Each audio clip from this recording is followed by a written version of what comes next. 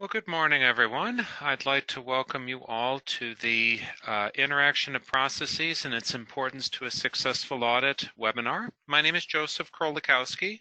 I am the QMS Program Manager for Perry Johnson Registrars.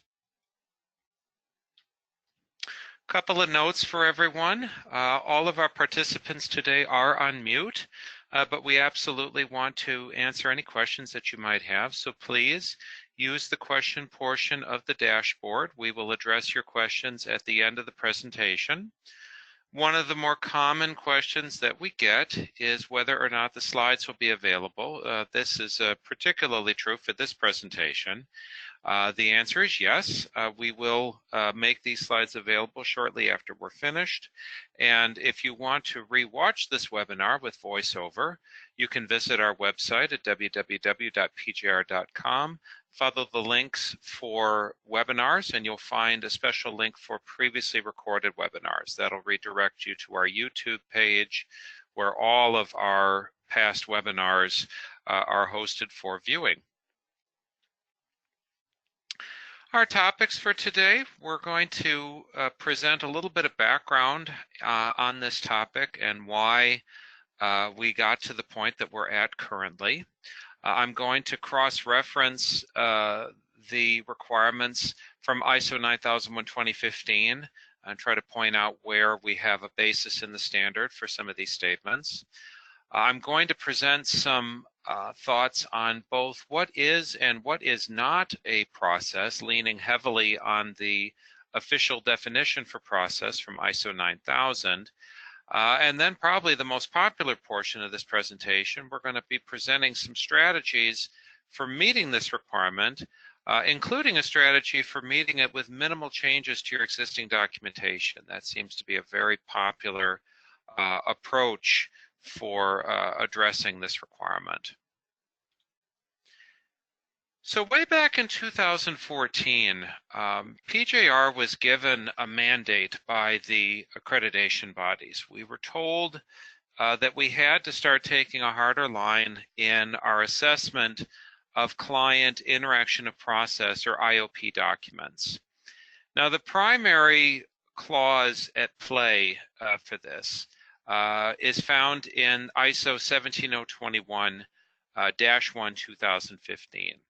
Now that standard, you can think of that as a standard for certification bodies. And we're actually accredited to ISO 17021. There is a particular portion of that standard that reads as follows. An audit program for the full certification cycle shall be developed to clearly identify the audit activity or activities required to demonstrate that the client's management system fulfills the requirements for certification. Now, the key part of this, in terms of why we are having this discussion, is the fact that our auditors have to perform and document their audits in such a way that they reflect your management system, what you have put together. Now, in terms of where this gets difficult, our policy is to adhere to the client's interaction of processes document, and only to the interaction of processes document in completing the audit report and in completing all of the other portions of the audit package, the audit plan, the audit working documents, the nonconformances, and so forth. So if the interaction of process is not doing an effective job of identifying what the processes are, the auditor's job is exceedingly difficult. It becomes very, very hard for the auditor to do an effective job if we don't have a clear picture of what the processes are and how they interact with each other. Now, in 9001, ISO 9001:2015, there are three primary clauses at play that inform this requirement, and they're all taken from section 4.4. In 4.4.1, it says that the organization needs to determine the processes needed for the quality management system. It then goes on in 441 subclause B to say that you need to determine the sequence and interaction of those processes. And then in 442, it says that the organization needs to maintain documented information to support the operation of the processes. So these three items taken together, identifying what your processes are, identifying how they interface with each other, and then having some form of documentation to support that is where we draw the basis for requiring an interaction of processes document be drawn up for each quality management system. Now, in terms of what is a process, how do we understand a process? Well, the term process is defined in ISO 9000. Now, ISO 9000 is the fundamentals and vocabulary document. It's a supplemental publication to ISO 9001. And it includes sanction definitions for many of the terms that are used in ISO 9001 and in other management system standards. So here's how that document defines process. Process is understood as a set of interrelated or interacting activities that use inputs to deliver an intended result. And I always like to point out that the key part of this definition is in that phrase, interrelated or interacting activities. This establishes a key aspect of what a process is not, and that is it is not a single step. It is a series of activities that are focused on a shared goal, and that's going to be important as we continue our exploration here. So what are some examples of processes? Well, there's a lot of things that in our work as a certification body, some things that seem to come up more often than others. So I put together a list here of some of the more common process designations that we've seen in our clients. Sales is very common. Purchasing, production. Sometimes you'll see production, sometimes it's referred to as manufacturing. Shipping, design and development. Now, it's important for you to bear in mind that when you are christening your processes, when you're determining what your processes are, that they should be accurately named. They should be appropriately named. You should be able to look at the interaction of processes and recognize your company. That's the intent. It should be, this is our company, these are the processes that make up who we are. So if, for example, you look at your organization and you come to the conclusion that your quality management system is made up of 4 processes: sales, purchasing, production, support. It's absolutely acceptable for your interaction of processes document to reflect a very simple set of processes. That is absolutely okay. Now, in terms of what is not a process, we have a few things that we can point to and say, okay, these are going to be potentially problematic in the completion of an audit. If we have an interaction of process document that presents steps within a single process, let's say, for example, we have the following on an IOP: create a work order, issue a production schedule, complete the work order, package and ship the product. Now, are we to understand that these 5 items are each individual processes within the quality management system, or is it more likely that these 5 items are part of a single process? And that's the intent. Again, remember the definition for process: a set of interrelated or interacting activities, plural, for delivering an intended output. Now, another item that comes up from time to time is an interaction of processes document that presents sections from the applicable standard as the organization's processes. So in other words, the sections of ISO 9001 are your processes. I suppose in some situations that's possible, but again, is it truly a reflection of what you have put together as an organization? Does it truly reflect on what your processes are? Do you really have a process that you call resource management? Any interaction of process document that is presented in this way, in either of these ways, should result in a nonconformance being issued. We've instructed our auditors to definitely look carefully at what's presented and make sure that it is truly reflective of what they're seeing in the quality management system. Now, in terms of strategies for moving forward, it's possible that we've got some folks on the call today that have had the same interaction of processes document for many years. After all, this requirement goes all the way back to the 2000 version of the standard.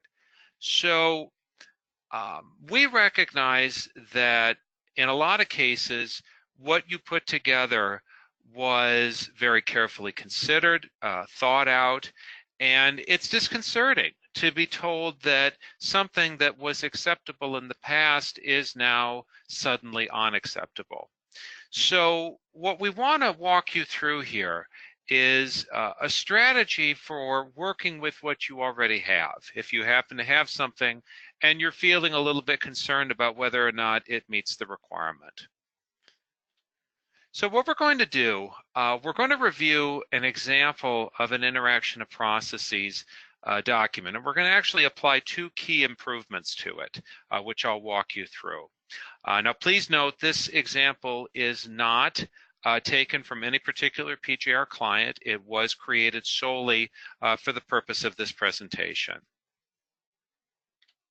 So let's start with the raw interaction of processes document. Now, as you can see here, we have 12 boxes, which we would take as processes, and we have 2 decision diamonds. Now, are we to conclude that this organization has 12 individual processes? Do we conclude that something like order entered into mainframe system is a standalone process? Or inspection of products prior to shipment, is this a standalone process? Possibly, but not likely. So bear that in mind. All right, our first improvement, we are going to identify the support processes. Now, some of the interaction of process documents that get rejected are rejected on the basis that they do not identify what many companies consider to be their support processes. Now, this whole concept of distinguishing between key processes, core processes, and support processes it's not required. It does seem to come up often enough, but it's not mandatory. It's not discussed in any way within the 9000 or 9001 standards. So what do we mean when we talk about support processes? Well, for a lot of organizations, these are the quality system support protocols that come along with becoming ISO 9001. A lot of these are things that you would not be doing ordinarily without having an ISO 9001 quality management system. So these are going to include things like management review, internal auditing, corrective action, even something like training could be considered support. So let's go ahead and apply that first improvement to our test model. Okay, so in the lower right-hand corner here, we've now identified that there are support processes, and we've drawn this in such a way that it is to be concluded that this item, these items rather, support everything else. And that's the intent. We are to view this as being a set of support activities that support the rest of the processes within the quality management system. So that's our first improvement. Now, our second improvement is we are going to create a process key.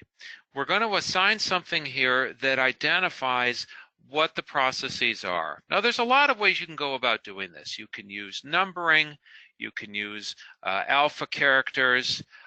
We are going to use color coding for our test model here. So again, the advantage of this is that it enables you to keep the IOP as is, but it serves the quality management system and it serves the audit process by enabling us to know what the processes are. So let's apply this second improvement here and see what we've got. Okay, so I'm sure you can see this looks different now, and we have our process key in the lower left corner. So we still have the same 12 boxes and 2 decision diamonds, but now, by way of the color coding, we can see what the 6 processes are. We have sales order entry in orange, we have purchasing in green, yellow for production, shipping in purple, and that happens to be a single step, quality in red, and support in blue. So by virtue of these 2 small adjustments, we kept the content of the interaction of processes exactly as it was before, but we now know precisely what the processes are, and we have representation of support activities. So this is an IOP that's ready for audit assessment. Now, one of the things that we've learned along the way is that there are a lot of ways to accomplish this requirement. There's a lot of ways that you can fulfill the interaction of processes requirement and have an effective audit. So what we've done here, or what we're going to show you over the next few slides, is some real-world examples from current and past PJR clients. In all cases, permission was granted to share the approach that was used. Okay, so here is our first example. A fairly simple model. We have a top-down flow. You'll note that some of the process names here are semi-unique. You know, production scheduling, not everybody necessarily has a standalone process for that. Engineering, again, semi-unique. They've called out a separation for their final quality check process. And then off on the side, obviously, we have the support activities that serve the entire quality management system. So we have 8 processes in total, including support. This is a very interesting way of mapping out the processes. One of the things you'll note here is that this interaction of processes acknowledges the interface between these various processes. For example, you'll note that the quote process interfaces with both the work order receiving inspection and the overhaul process.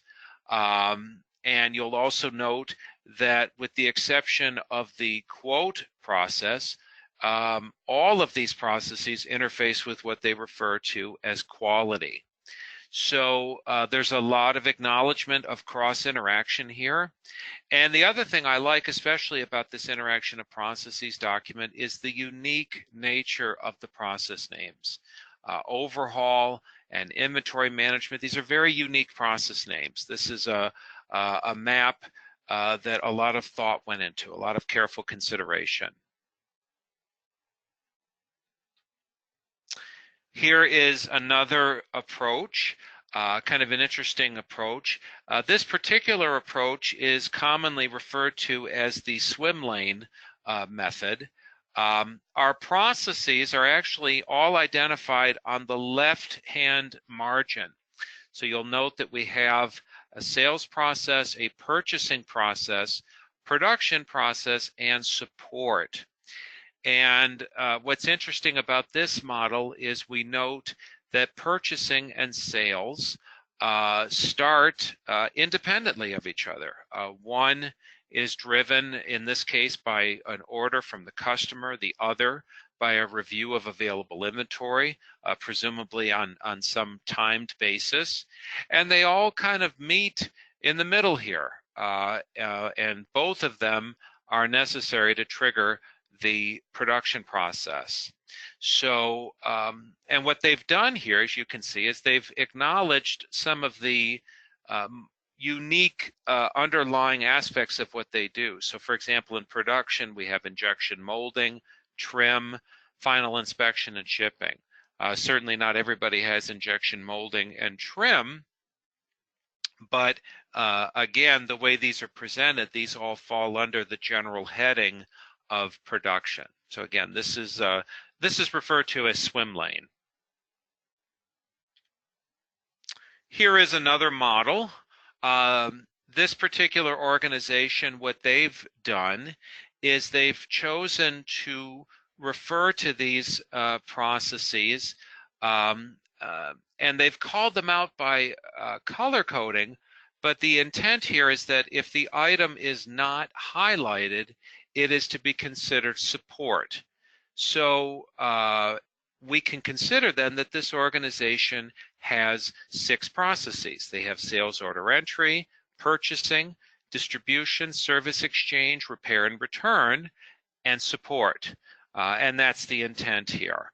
It's also interesting, again, to note the unique nature of the process names, distribution, service exchange. These were very carefully chosen process names and very personal to the organization that created them. So in conclusion, we want to ensure that we provide our clients with a value-added audit. We have to make sure, of course, that we meet all applicable requirements. We do hope that the points of this presentation will help you develop an even better understanding of what your processes are and be that much better prepared for audit day. So I do thank you. I'm going to go ahead and unlock the question portion of the dashboard if we have any questions today.